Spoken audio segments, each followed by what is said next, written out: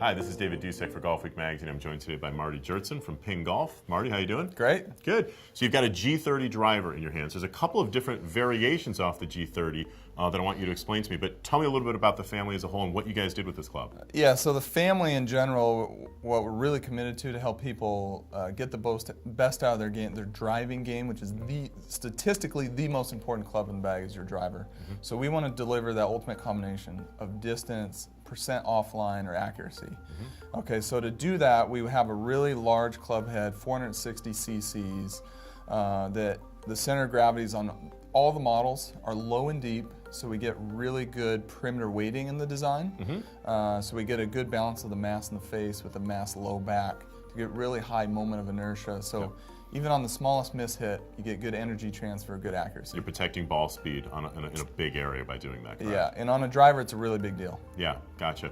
Now, tell me about the subtle differences between some of the different models that you've got. And also, if you flip this thing up, there's a pretty cool story when you're talking about that. What are these fangs? I think turbulators is the word? Turbulators. I got it. Nice. These are amazing. So yeah, there's a lot of different ways to make a driver aerodynamic. Okay. The easiest way is to make it smaller. But you make it smaller, you lose forgiveness, you lose accuracy. Right, so we want to keep the 460 and we want a big forgiving face, but we want to make it quick. Exactly. So we found a way to kind of break the rules on how to make a driver aerodynamic and big at the same time. Okay. And that's really the secret behind turbulators.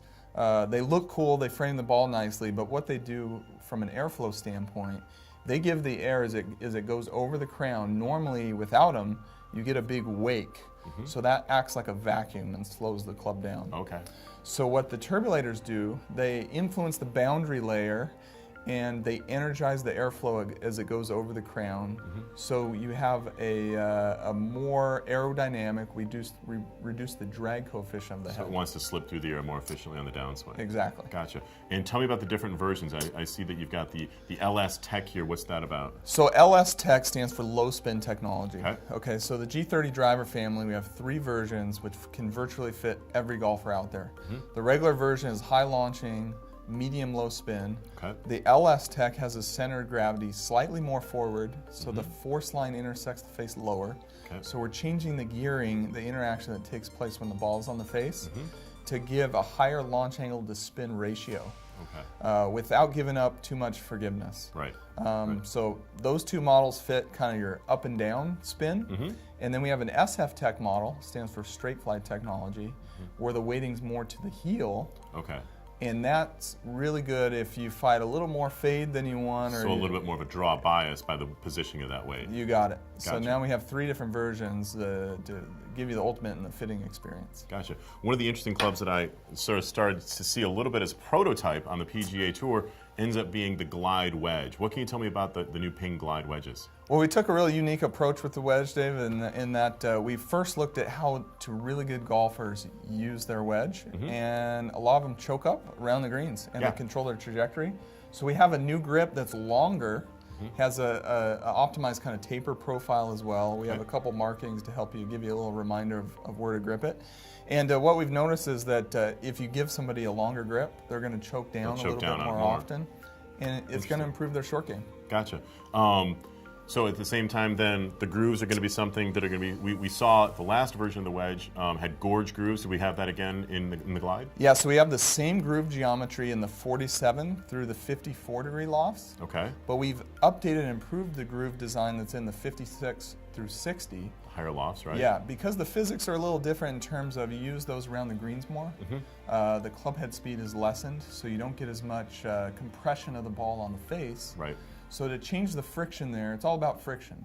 To improve the friction, we made the sidewall a little shallower. It allowed us to get a tighter edge radius, get a little more grab between the cover of the ball and the face. Gotcha. And sole options and such like that, I assume the SS here means standard sole, but there are other ones that are available too to make sure that people are properly fit. Absolutely. And you know, balance and sole is a confusing topic, and how do you choose the right one? We've tried to make that very easy.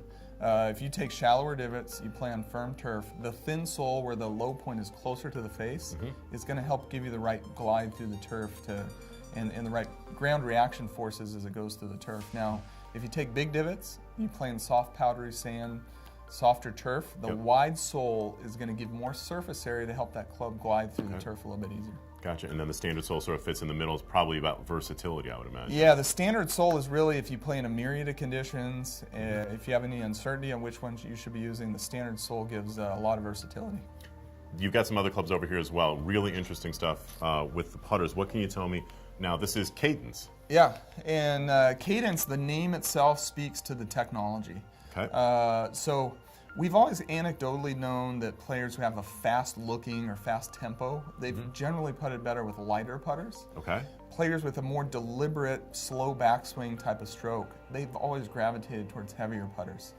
And putter weight has always been a big deal, so we wanted to add on to the rest of our technologies that we have and offer all of our different models in 2 different head weights. Oh, wow. And you can fit that to your particular putting stroke, and we have a really good fitting methodology and logic. And we use our iPing tool. It's very accurate at measuring a player's tempo. And that's the one that you basically use an Android phone or an iPhone, you attach it and hit a couple of putts, hit 5 putts, I believe, and it's going to give you recommendations, basically. The sensors are really accurate, and so we get a good number of your tempo ratio, which is the amount of time of your backstroke divided by the time of your forward stroke. Okay. So if your tempo is fast, 1.5 to 1.8, you would generally putt better with a lighter putter, which has an aluminum insert, anodized blue, and it's about 30 grams lighter than the steel insert, which is black. Black, gotcha. So the grips and the inserts indicate when you're taking a look at the pro shops which one, the standard version, if you will, and then the heavier version, which then is going to have the black. Yeah, and you certainly don't need to go through that full fitting process. Usually a golfer can pick them up, you can feel a big difference. 30 grams is a lot, you're going to notice right away. And you'll know which one feels more comfortable for you. Gotcha. He's Marty Jerson, I'm David Dusek. Thanks very much for joining us here on Golfweek.com.